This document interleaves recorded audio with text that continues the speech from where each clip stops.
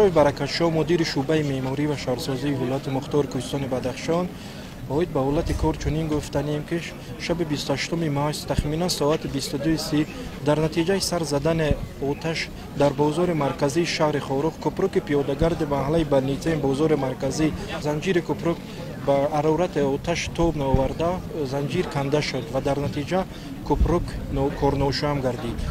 در شبکه‌های اجتماعی پخش شده است که کپرک در نتیجه ترکش به عمل برآورده شد، لیکن در اصل باشد در نتیجه سر زدن آتش کپرک کارنوشام گردید.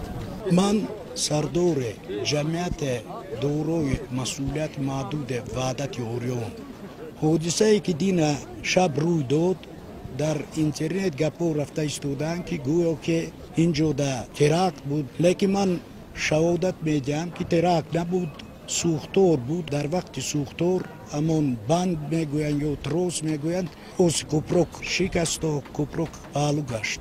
در نتیجه سوختور شب 29 ماه کپرک پیاده‌گرد بلنیتین کنده شده به دریا افتید. سوختور ساعت 10 شب سر شده، در نتیجه تروس کپرک کنده شده.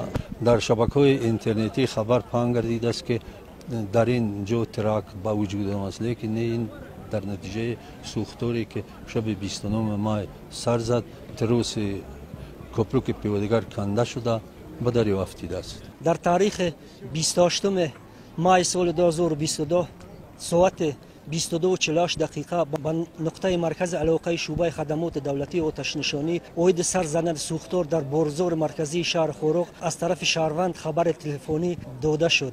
به جای حادثه دو نقلیات آتش نشانی روبرت شعبه خدمات دولتی آتش نشانی سفربر گردیده شد. در وقت رسیدن به جای حادثه سوختور در بازار مرکزی شهر خورخ قسمت مغازه‌های بازار مرکزی شهر خورخ در علنگه آتش قرار داشتند و از سبب بنای مغازه از مسائل تیز درگیرنده و مول و اشیاء سنتتیکی وجود داشت، مساحت سوختور در مدت کوتاه‌ترین به پنجشوی فرا گرفته شد و حرارت گرمی بلند شد. در نتیجه بلند شدن حرارت گرمی تروس کپرک پیاده‌گرد بازار مرکزی شهر خورخ تو محله کسلخانه ولایتی تروس با گرمی حرارت بلند توب نآورده از همدیگر جدا شد که در نتیجه کپرک پیاده‌گرد کارنوشام گردید. سبب کارنوشام گردیدن این کپرک پیاده‌گرد از سبب بلند شدن حرارت گرمی در وقت سوختور توب نآوردن تروس همین کپرک پیاده‌گرد کنده شده، کپرک از استفاده برآمد.